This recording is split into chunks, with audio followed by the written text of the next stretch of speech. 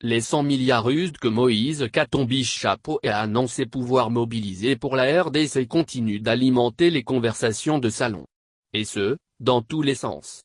Si les uns ont applaudi cette annonce choc du candidat à la présidentielle de la plateforme Ensemble pour le changement, d'autres sons de cloche commencent à se faire entendre. En témoigne cette tribune que publie Forum des A. L'ancien gouverneur du Katanga a organisé, voici quelques jours, un show politique dans un grand hôtel de Johannesburg pour confirmer son intention de se porter candidat à l'élection présidentielle de 2018, présenter ses alliés et expliciter le projet politique qu'il compte mettre en œuvre en République démocratique du Congo. Alors que la propagande katumbiste prétendait que la classe politique congolaise allait déménager à Johannesburg pour ce rendez-vous, seuls les lieutenants déjà connus, tels qu'Amitatu, Sesanga, Peipe, Andindu se sont affichés lors de cette rencontre. La grande messe promise a accouché d'une souris. Les opposants, qui pendant la même période, se sont réunis à Kinshasa, ont MLCU, n'ont même pas daigné citer ne fût-ce que son nom. La popularité tant chantée ne serait donc plus assurée. La presse proche de l'ancien gouverneur du Katanga qui compte conquérir la République démocratique du Congo par la voie des urnes, avait promis la publication, dans quelques jours, du programme politique qui sera celui du candidat soutenu par les lobbies impérialistes, agissant depuis Bruxelles.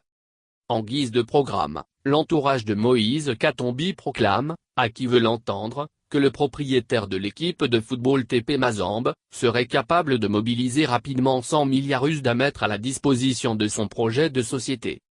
La logique la plus élémentaire exige en effet que l'on ait et que l'on connaisse le programme que l'on voudrait financer.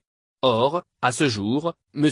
Katumbi ne dispose d'aucun autre projet que celui de partager les réserves minières, forestières et agricoles de notre pays avec ses amis belges, sous l'égide du spéculateur Soro.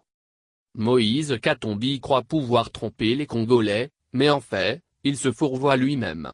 Nous connaissons les méthodes de son mentor.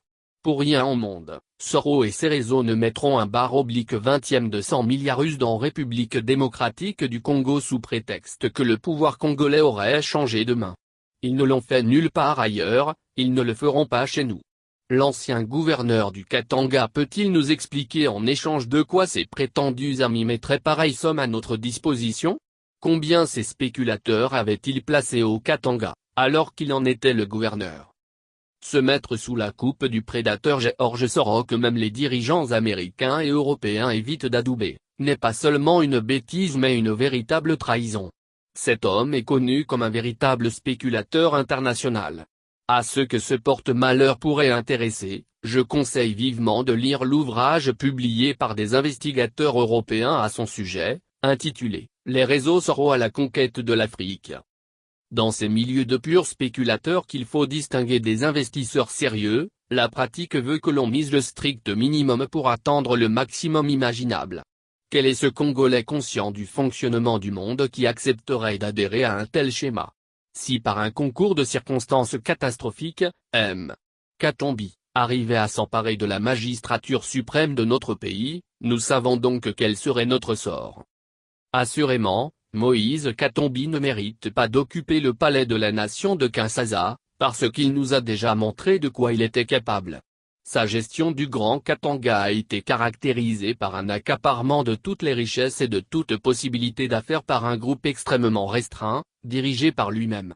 De plus, le programme qu'il nous propose est extrêmement dangereux pour la survie de notre pays en tant que nation. Au moment où les marchés de nos matières premières nous poussent à un certain optimisme, au moment où les efforts de plusieurs années pour intéresser les Congolais à l'agriculture commencent à donner quelques résultats, nous ne pouvons pas nous permettre de livrer notre pays entre des mains aussi indélicates. À examiner Katumbi, quel que soit l'angle, il apparaît comme l'incarnation du projet de reconquête de notre pays par un groupe des spéculateurs euro-américains. Après les nombreux efforts et les progrès constatés pendant 2 législatures démocratiques, la RDC ne saurait tomber entre des mains inappropriées. Nous sommes en effet, dans une ère de choix des hommes et des femmes intellectuellement formés, techniquement capables et d'une probité morale indiscutée et indiscutable. Car, de ce choix essentiel dépendra notre avenir. Nous exhortons donc les Congolais à plus de prudence et à beaucoup de vigilance afin de barrer la route au projet de recolonisation économique de notre pays. Un homme averti en vaut deux.